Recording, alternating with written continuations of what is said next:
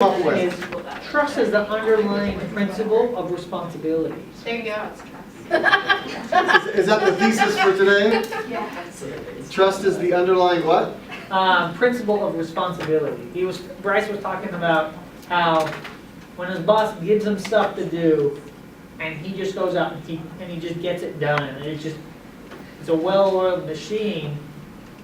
He feels good about himself. He's just like, hey, I really like that. And I'm the same way. I'm just like, give me responsibility because I will show you how I can use that trust for benefit. Like, let's get this plane we'll get the plane to take off here. It's very motivating, Yeah. for sure.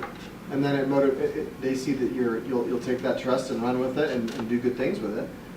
And then they'll give you more. That's the way you work your way up the ladder in many ways. And you build a reputation. But it starts with extending trust. And the resources to be successful and empowering. What else did you guys discuss? Any of these bullet points?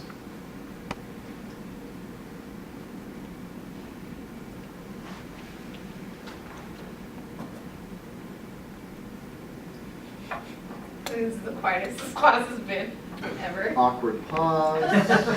Go, Whitney. What? Go ahead, Whitney. Okay. I'm gonna fix my hair. Sorry. It's okay. We had an awkward pause in there, so that's right. Okay. So something we talked about with the techniques is with my roommates. They don't know how to cook or clean either. So they really are like little kids. But I think I just said maybe I could ask them like to help me cook or to help me clean, so that they learn how to do it, so that eventually like I can sit them down and say, hey, I'm going to be here all the time. What else do you need to learn so that you can do it for yourself one day, and so that I can help them learn and grow, and then I can have some of the stress released off of me. That's good. That's a great idea. Yeah, invite them in on that. Good. So kind of going off of that, and I have a roommate who I don't know, hygiene's not a big thing for him. Hygiene? Yeah, hygiene and like overall cleanliness. But I was talking to him the other day, and I was like just saying, man, this place is so messy. Okay, I'm gonna clean some stuff up.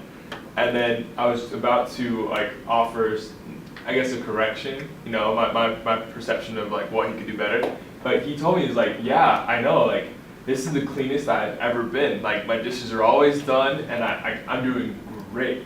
And I just had to stop mid-sentence. Like, I can't correct him if I can't just like totally bash him on his progress, because like to him he is progressing, and so I haven't said anything for the past couple of weeks. Like, yeah, it's messy, but like he's getting better, and I'm just like, yeah, you can do this, buddy. Like, I'll help you move up a little notch later on, like. Good. But does that make sense? Like, I'm just excited for him. Like, yeah, he's making changes. So, it seems ridiculous, but yeah. What is clean or hygienic for one is not necessarily the standard of another. So. Yeah. And yet, they're making progress. So, helping out with cooking may be a huge deal for them. That's good. So, any others? Yeah. And sorry, and I say that, like, I love my roommate. I'm not trying to bash on him. Because honestly, I do love my roommate. I think he's a really cool guy. I learned a lot from him. So. How we're trained is how we're trained. It's hard to change those conditions. I think an important facilitating technique is a clear communication. If there's going to be trust in any type of relationship, whether it's professional or unprofessional, there needs to be a clear understanding of what is to be expected. I mean, roommates is a good example, whether it's cleaning or hygiene or just the way that you respect each other in your conversations. I think that there needs to be a clear expectation of what you want to expect from the other person. What should we expect from each other throughout this semester? What do we want for the apartment? What do we want for our friendship? What do we want for the people that come to our apartment?